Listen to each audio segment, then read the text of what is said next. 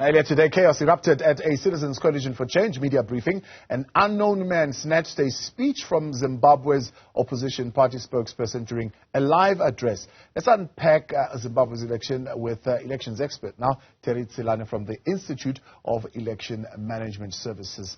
Mr. Tselane, good to have you, and thank you very much for your time. The broad question is, of course, does it matter what observers say? Does it influence in any way the perception that the locals have about the outcome of the election? But before we dig deeper into that, I mean, we have all kinds of observers in elections, but two mainly, domestic and international observers. Are they generally economically or politically aligned in any way? And how does that affect their impartiality? Good afternoon to you and to your viewers, and thank you very much for having me. Observers play a critical role in the electoral process. Their role is like that of the auditors. Basically, their opinion is important to the extent that they give assurance that the process was run in a manner consistent with both the Constitution and internationally accepted principle on election management. And then, therefore, their opinion is important and then cannot, therefore, be ignored. It's like having, in this case, a qualified opinion by the auditors and thinking that you can actually get away with it and proceed as though everything is normal. So it is important that we take the opinion of the observers and take them very seriously. Now, you've asked a question in terms of whether they've got to be aligned politically as election observers, both domestically and internationally. No, they don't. But all of them have got to operate in a particular manner. They have to show the kind of the process and the methodology that they're using to come to the conclusion that they come to. And therefore, that is what matters. That's what is important. And then therefore, when the election observers issue a report, that report is not seen and should not be seen within a political context, but within the context of them being experts in the field and having gone through a scientific process of analyzing how the elections went and coming to a conclusion based on what they've actually observed. So you've got AU observers, you've got UN observers, you've got SADC observers, you've got ECOWAS observers, and other independent bodies. In Zimbabwe, these particular monitors are looked at differently, right? So you'd find that there is maybe a more favorable disposition towards an African Union observer than there would be towards an EU observer. How does that affect the political environment towards the election and on election day in particular? Well, historically in Zimbabwe, I think the government or the ruling party in Zimbabwe has always had suspicion about the role and the impartiality of the European Union, largely because there's been political pressure applied by the European Union on Zimbabwe about the electoral reform. And then therefore, they would obviously see the European opinion as basically consistent with the fact that they've always wanted certain political and electoral reform to happen in Zimbabwe.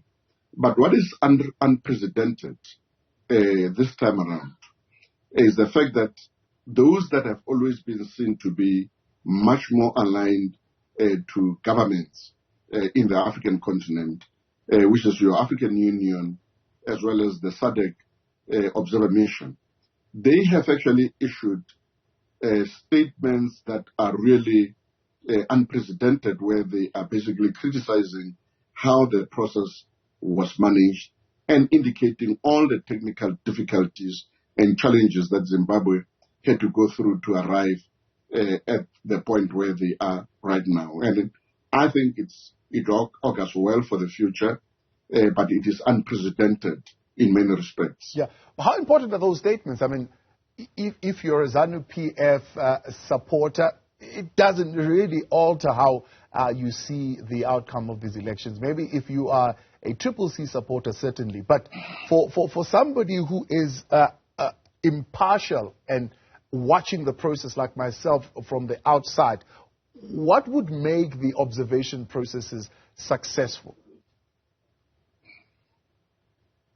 Well, firstly, there's got to be an acceptance of the results of the elections, or the outcome of the results of the elections. And then, therefore, if there are questions around the process, it means Zimbabwe will still continue to have the kind of the political difficulties and economic difficulties that it has had, because there will be those people who've got reservations about the outcome, whether it really reflects the will of the people. So, to the extent that you are a supporter of Zimbabwean, like the ruling party, ZANU-PF, you will be quite happy if, at the end of the process, they say that the ZANU-PF has actually won. But remember that Zimbabwe does not only depend on its supporters in order to exist in the world. It depends on how other people around Zimbabwe perceive the outcome of the elections, whether the investors are confident that the political stability in Zimbabwe is such that they can actually be able to put in their money there and invest there.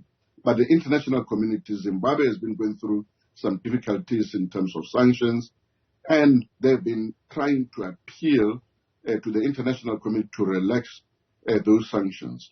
Now, if the process, especially by those who have always been close to the ruling parties, which is the African Union and the SADC Observer Mission, are saying these elections were not run consistently with the way the Constitution says the elections should be run, nor the basic principles of the management of the elections as agreed to by the SADC countries as well as the African Union, then it means Zimbabwe will still be having some difficulties proceeding from this point onwards.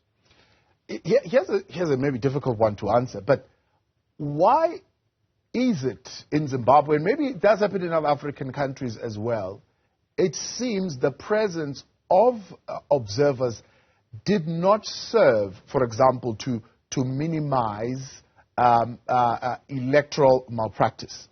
It did not serve to exert any degree of diplomatic pressure or influence, for example, on the election management bodies to do their things properly, government and other stakeholders. Why does it seem that their presence there? I mean, we are talking, for example, right now where a press briefing was disrupted right in the middle of international media, filming the whole thing as if nobody really cared whether the world is going to see this or not. I think, going into these elections, there was an unspoken word and an understanding from the side, probably of the ruling party, that the observer missions would do what they normally do, which is to endorse the outcome of the results of the elections, even though there have been some irregularities. But the irregularities this time were so flagrant to the extent that it was not possible for the election observations teams to ignore them. So I think largely they were caught by surprise that there's been so much criticism from people who ordinarily would have been their friends, who ordinarily would not raise issues against them. And you could have seen how ZANU-PF spokesperson responded to the SADC statement particularly, that this is not something that they had expected. They had expected that the statement that would be coming there would be as usual, which is going to be basically the endorsement of the outcome of the results of the elections. And then therefore what you saw happening is basically some elements within the ruling party panicking about the fact that the isolation and the perception of the irregularities will still continue to create an impression that it is not safe and these elections were not legitimate. So there are some then who would say an outcome like that or a statement like that from the observers could, instead of minimizing violence, actually fuel people to be a little bit upset by the outcome of the election. Maybe not a little upset, but quite upset about the outcome of the election. Absolutely depends where you are. Like you said at the beginning, if you are a supporter of ZANU-PF, you may probably be happy about the fact that your party appears to still be in power. But at the same time, those who have got to do business with Zimbabwe will have a moment of reflection, because firstly, it means you cannot actually say that the outcome of the results is legitimate and really reflects the will of the people. And therefore, you would be very weary of basically doing business or investing in Zimbabwe given the current environment. So, Tselane, I appreciate your time. Elections expert, Tselane from the Institute of Election Management.